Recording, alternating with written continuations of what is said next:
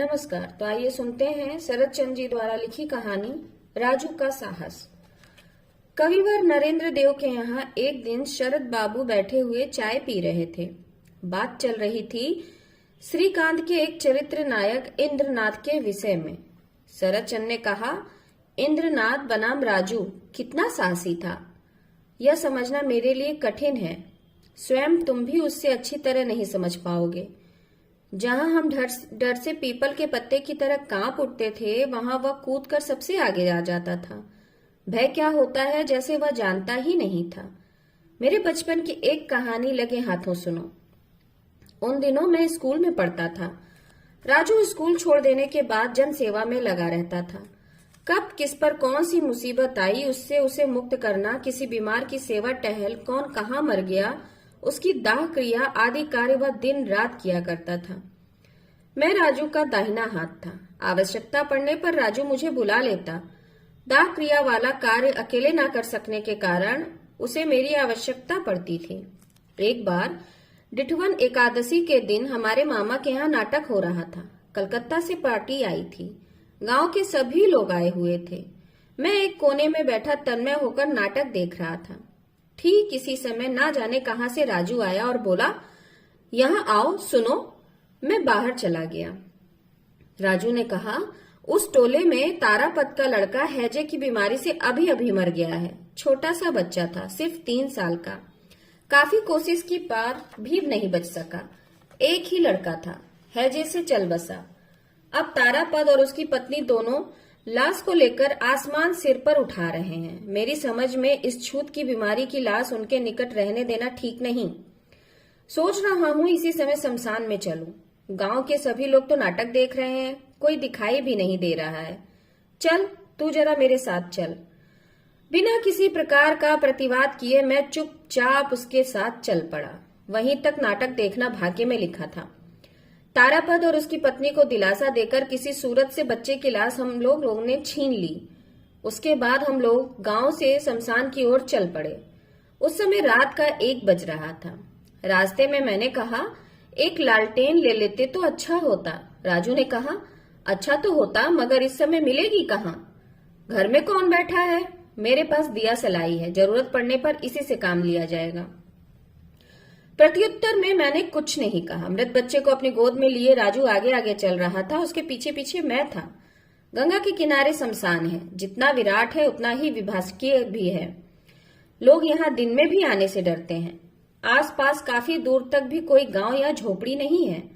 नाम के लिए 2-4 खजूर और कटहल के वृक्ष हैं। अन्यथा जितनी दूर तक निगाह घुमाइए केवल बालुकामय भूमि दिखाई देती है। शमशान के मध्य स्थल में एक फूस की झोपड़ी थी। शमशान यात्री इसी झोपड़ी में धूप और बरसात के समय आराम करते थे। एक और यहाँ झोपड़ी लोगों के लिए बनाई गई थी। वहीं दूसरी ओर शमशान स्थित झोपड़ी में भूतों का अड्डा है, कहा जाता था। रात की बात छोड़िए, दिन में भी कोई उस झोपड़ी के भीतर अकेले जाने की हिम्मत नहीं करता था। राजू इन सब अफवाहों पर ध्यान ही नहीं देता था। वह सीधे उस झोपड़ी में घुस गया। यद्यपि मैं भी उसके पीछे पीछे उस झोपड़ी में आया, लेकिन स्वाभाविक रूप में नहीं। मुझे अनुभव हो रहा था जैसे कोई मेरे हाथ पैर कस कर पकड़े हुए है। साथ में राजू था, इसलिए मेरी कुछ हिम्मत बंधी थी। जमीन पर लाश रखते हुए राजू ने कहा, काफी देर से मैंने बीड़ी नहीं पी है। चल पहले एक बीड़ी पी ली जाए, इसके बाद अपना काम करेंगे। क्यों, ठीक है ना? राजू के प्रश्न का उत्तर मैं देने ही जा रहा था कि उस अंधकार में झोपड़ी के भीतर स्पष्ट रूप से यह आवाज सुनाई दी, क्या एक बीड़ी भी मुझे दे सकता है? उस समय मेरी हालत कैसी हो गई, इसकी कल्पना तुम कर ही नहीं सकते हो। सिर के बाल टेकुए की तरह खड़े हो गए। मारे डर के सारा बदन पसीने से तर हो गया। लेकिन राजू ने ठंडे स्वर में पूछा, तुम कौन हो? उत्तर आया, मैं हूं। मैं कौन? कहते हुए राजू ने दिया सलाई जलाई। उस रोशनी में उसने देखा कि हमारे पास ही एक मैले बिस्तर पर मनुष्य की तरह कोई आकृति लेटी हुई है।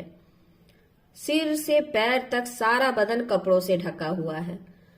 राजू ने अच्छी तरह देखने के बाद कहा, अरे यह तो एक और मुर्दा पड़ा है। पता नहीं कौन ले आया है, शायद लकड़ी की तलाश में गया है। तभी फिर आवाज आई, नहीं बेटा, मैं मुर्दा नहीं हूं। इस बार अत्यधिक डर के कारण मैं राजू से लिपट गया। मेरी जबान तालू से सट गई, भय से दांती लग गई। लेकिन राजू, वाह रे राजू, धन्य है तू। उसने पुनः निर्भय भाव से पूछा, फिर तुम कौन हो? सराय की पहली तीली बुझ गई थी। राजू ने दूसरी जलाई। इस बार गौर करने पर यह आवाज उन गंदे कपड़ों के भीतर से आई। मैं गंगा यात्री हूं बेटा। राजू ने मुझे हिम्मत बंधाते हुए कहा, डरने की बात नहीं है रे, यह मुर्दा नहीं है, गंगा यात्री है। वह लोग जो मरणासन हो जाते हैं, उनका अंतिम समय निकट जानकर लोग उन्हें जीवित अवस्था में ही शमशान में ले जाते हैं ताकि उन्हें सद्गति प्राप्त हो। इसके बाद राजू ने एक बीड़ी जलाकर उसके मुंह में ठूंस दी। बीड़ी का एक कस लेते हुए वृद्ध ने परम तृप्ति के साथ कहा, ओह, जान बच गई। कई दिन हुए आया हूं, मांगने पर मुझे कोई बीड़ी भी नहीं पिलाता। सबके सब कमीने हैं। अब राजू ने वृद्ध से सवाल करने शुरू किए, कितने दिन हुए यहाँ आए? तुम्हारे साथ कितने आदमी हैं? वे लोग कहाँ गए? बूढ़े ने कहा, मुझे 3 दिन हुए, मौत नहीं आ रही है। मेरे 2 नाती और एक पड़ोसी मुझे यहाँ ले आए हैं। वे लोग भी मेरे साथ यहीं थे। आज ना जाने कहाँ पास ही कलकत्ते से कोई नाटक कंपनी आई है, वहीं वे लोग नाटक देखने के लिए चले गए हैं। मैं जल्दी मर नहीं रहा हूँ। यह देखकर सभी मुझ पर बुरी तरह नाराज होते हैं। कहते हैं, सोचा था बुड्ढा जल्दी चल बसेगा, लेकिन यहाँ तो गंगा किनारे की हवा खाकर चंगा हुआ जा रहा है। मरने का नाम ही नहीं ले रहा। पता नहीं मेरे भाग्य में क्या लिखा है, ना जाने क्या होगा। एक बार गंगा यात्री बन जाते हैं, सुना है घर वापस नहीं जाना चाहिए। राजू ने कहा, कौन कहता है कि घर वापस नहीं जाना चाहिए? आपको देखने से यह नहीं लगता कि आप मरने वाले हैं।